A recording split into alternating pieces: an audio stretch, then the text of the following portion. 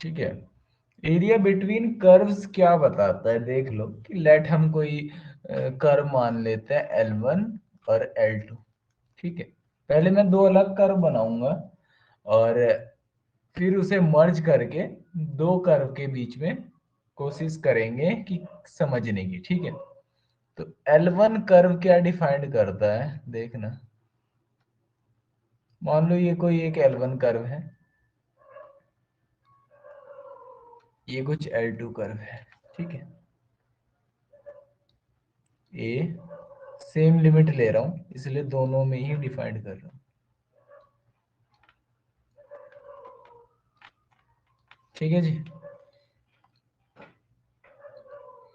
तो एरिया, ठीक है, बाय लिमिट मतलब इंटीग्रेशन मैंने दोनों एक्स के रिस्पेक्ट में बनाया है, जिससे मेरा फॉर्मूला एरिया का जो है, ठीक है, मान लो मैं एरिया लिखना चाहता हूँ, तो area is equal to integration D A होता है, ये इंटीग्रेशन वाई डी एक्स बनेगा। ठीक है, तो मैंने इसी के रेस्पेक्ट में अगर मैं स्ट्रिप डालता हूँ तो एरिया मुझे डिफाइंड क्या करता है, एरिया अंडर द कर्व।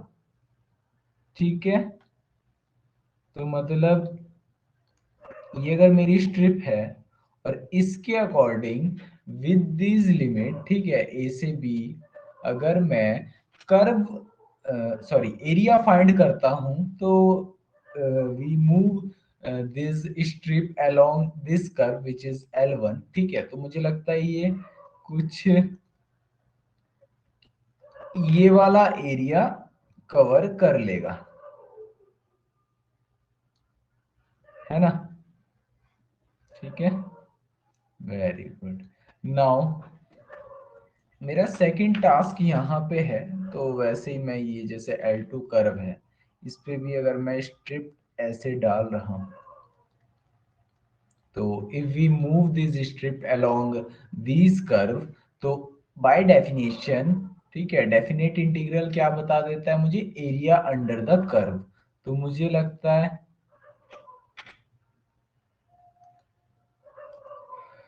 ये आपको ये एरिया डिफाइन कर देगा।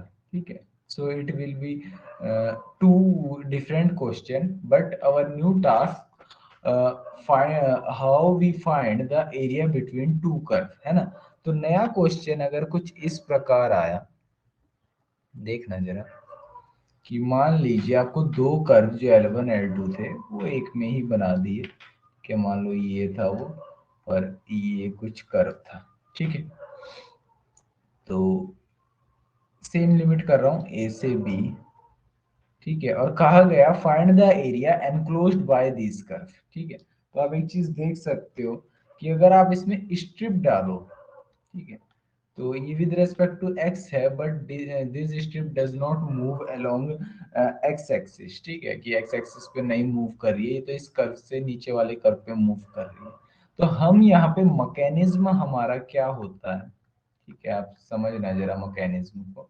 जो आपका फॉर्मूला है, फॉर्मूला आपको बोल देता है एरिया, अगर ये L1 कर्व है, ये L2 कर्व है, तो एरिया आपका क्या हो जाएगा, L1 कर्व से जो आ रहा है और L2 कर्व से आप सब्ट्रैक्ट कर दो, है ना।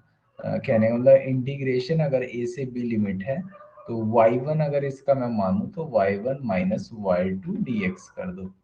ठीक है, वो आप समझोगे भी कैसे, इसलिए हमने किया क्योंकि अगर हम L1 कर्व से with the help of definite integration अगर हम कर्व सॉरी जो एरिया फाइंड कर रहे हैं, तो मुझे लगता है वो इस एरिया को फाइंड हो जाएगा, है ना।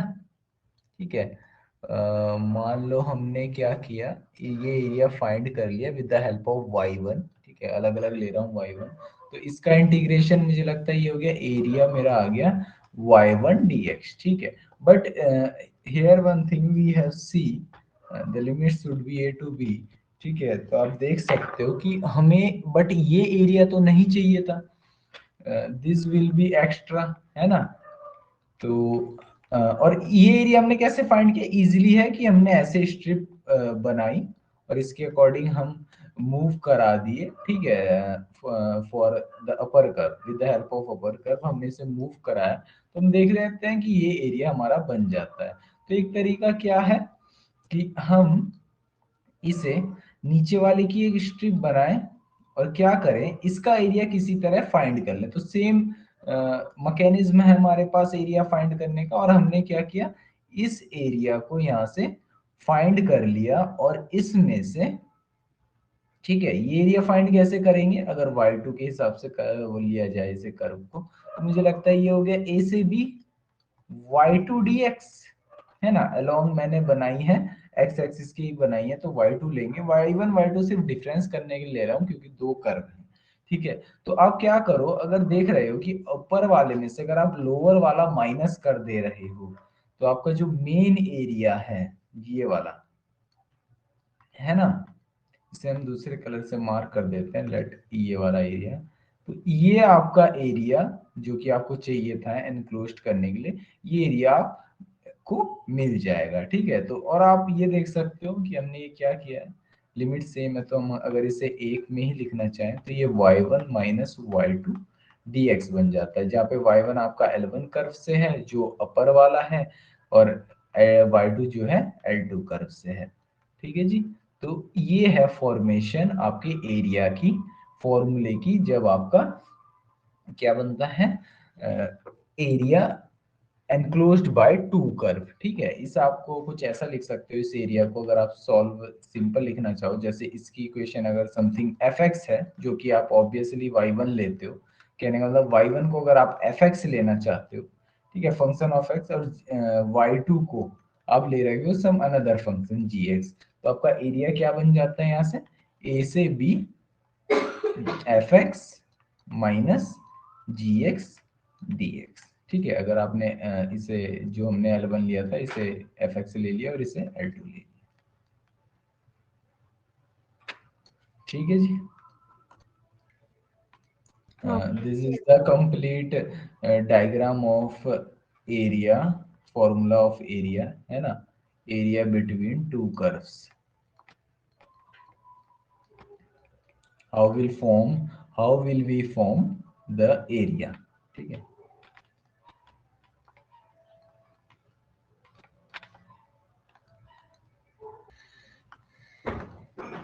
तो यहाँ पे एनसीईआरटी एग्जांपल नंबर 6 क्या कह रहा है देखना। अभी हमने देखा कि area between the two curves कैसे काम करते हैं, ठीक है। तो सबसे पहले मैंने बताया था जब भी हम सवाल करें तो सबसे पहले कर्व फॉर्म कर लें, है ना, एरिया का जब भी हम सवाल करेंगे तो हम सबसे पहले कर्व बनाने की कोशिश करेंगे, और बना है कि मेरा तो यही मानना है कि आपको कर्व एटलीस्ट बनाना आना चाहिए, है ना। तो आप यहाँ देख सकते हो कि find the area of the reason bounded by two parabolas, दो पैराबोला है।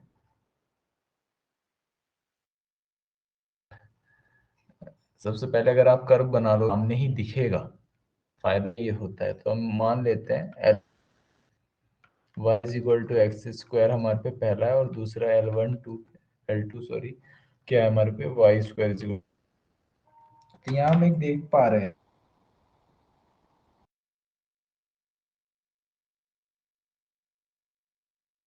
पैराबोला फोर एक्स, है ना, parabola passing y square is equal to four square is equal to four a y, parabola passing through origin but different axis, है ना। जैसे ऊपर वाले में आपकी जो एक्सिस है, जिस सिमेट्री बोल सकते हैं, जिसके रेस्पेक्ट में सिमेट्रिक होगा, तो वो पावर पे डिपेंड करता है, ओपन होगा वो कोफिशिएंट ऑफ वन, ठीक है जी। तो अब जो है एल वन, वो y is equal to x square, कुछ इस टाइप का है, मैंने ऊपर नीचे लिख दिया, कोई बात नहीं। तो यहाँ पे आप देख सकते हो, if you here the curve L one two of x square is equal to 4ay, you will be see that the coefficient, so and the power of y is, so it is symmetric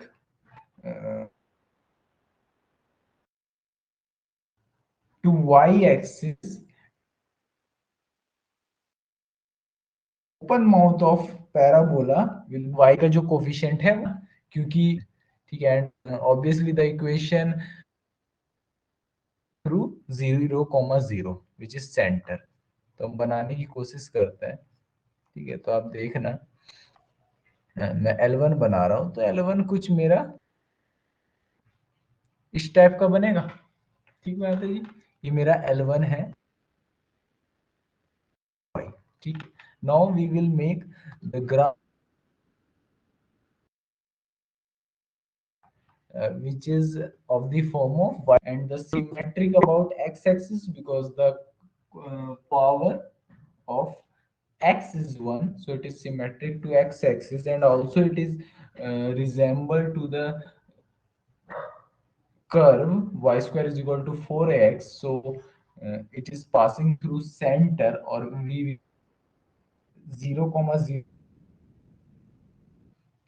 ठीक है जी, तो ये symmetric होगा फिलहाल x axis के। ठीक है, तो हम एक ऐसा सवाल बना देते हैं, आर्बिट्रेरी बना रहे हैं, अभी हम ये नहीं कह रहे कि ये एग्जैक्ट है, क्योंकि हम you have a mapping of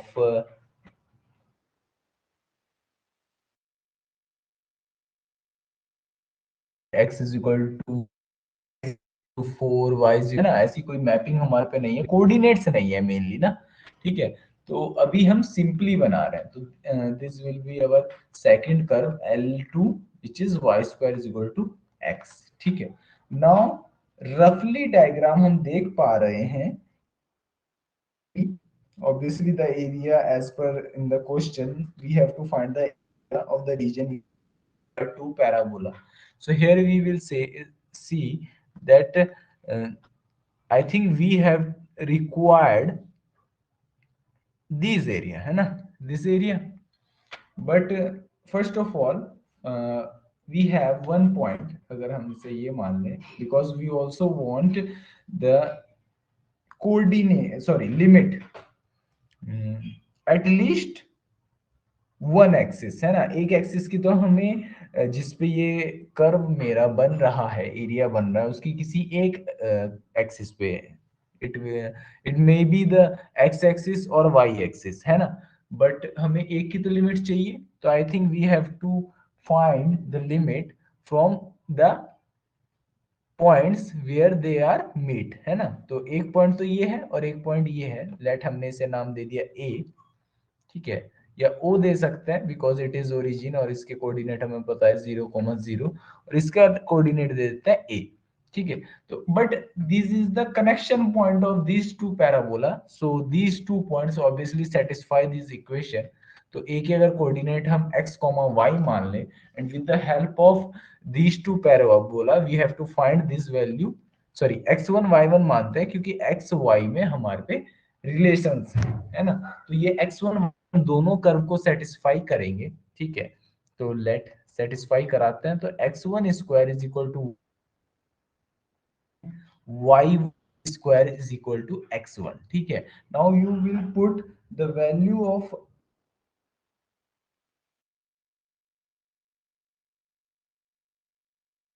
y if you will take this is 1 and this is 2, तो आप इसे सेकंड वाले से x1 की वैल्यू फर्स्ट वाले में पुट कर करेंगे, तो आप देखेंगे ये हो जाएगा y1 टू y1। ठीक है, और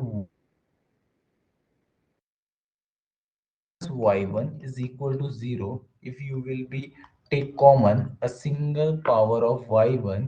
ठीक है, तो you it will be factorized into y1 cube minus y1 is equal to 0 है ना, so the roots will be satisfy the equation। ठीक है, तो हमें वो रूट्स फाइंड करने हैं सेटिस्फाई करते हैं। ठीक है, तो यहाँ से एक रूट आ गया y1 कॉमा y1 इज 0, और another root will be y1 is equal to 1।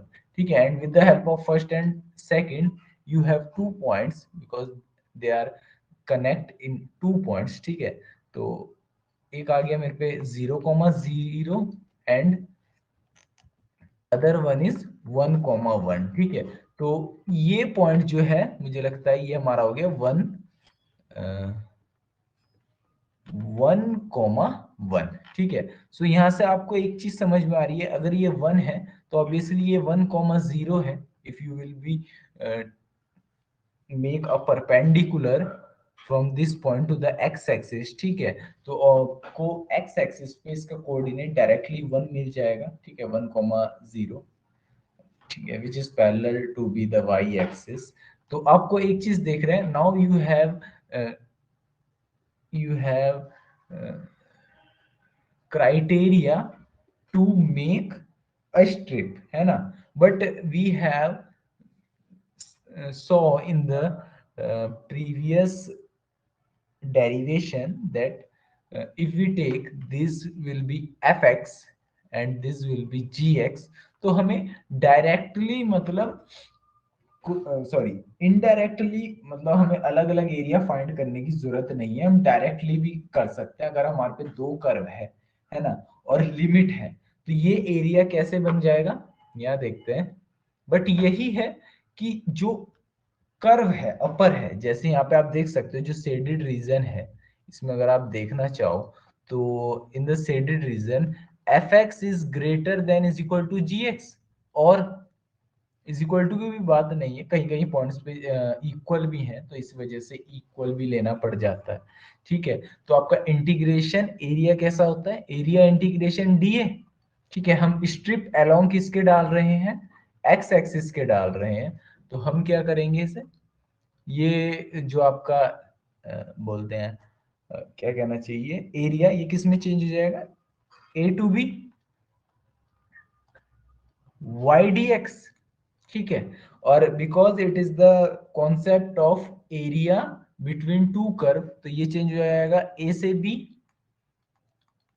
F X minus G X D X, ठीक है। बिकॉज एफ एक्स बड़ा होने से मतलब है कि हमारा जो कर्व बाउंडेड हो रहा है उसमें एफ एक्स जो है इन हमारा ज्यादा एरिया कवर कर रहा है with respect to g x, ठीक है। तो वैल्यू भी एफ एक्स की ज्यादा आएगी, ठीक है।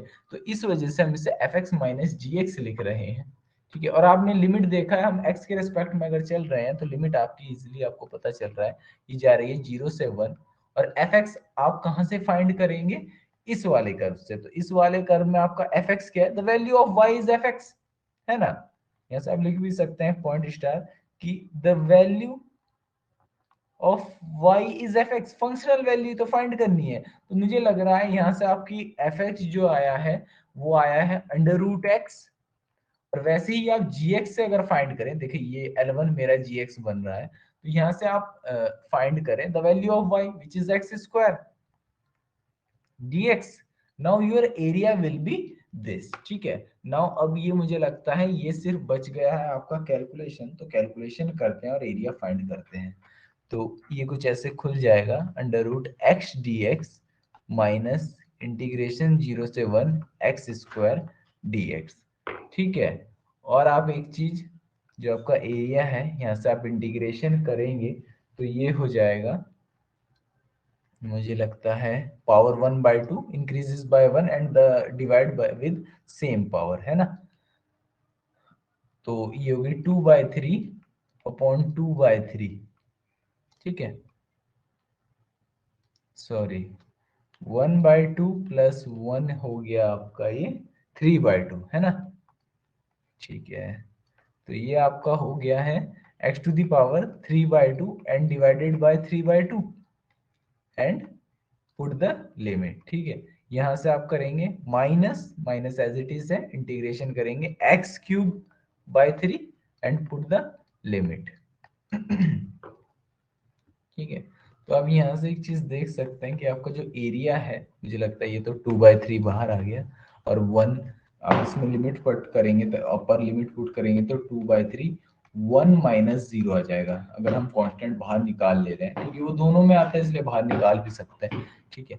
यहाँ भी 1/3 अगर मैं बाहर निकाल ले रहा हूँ तो ये 1 का क्यूब माइनस 0 का क्यूब आ जाएगा, है ना। जैसे इसमें भी ये 1 की पावर 3/2 और 0 की पावर 3/2 आ जा रहा है, ठीक है, तो ये आपका आ गया area, I think 2/3 into 1 minus 1/3 into 1, ठीक है, and after solving it will B 1/3। तो आपका जो एरिया बाउंडेड आया था, ठीक है, इसका एरिया हमारे पे क्या आ गया, 1/3। ठीक है जी, हमारे पे एरिया आ गया इसका 1/3।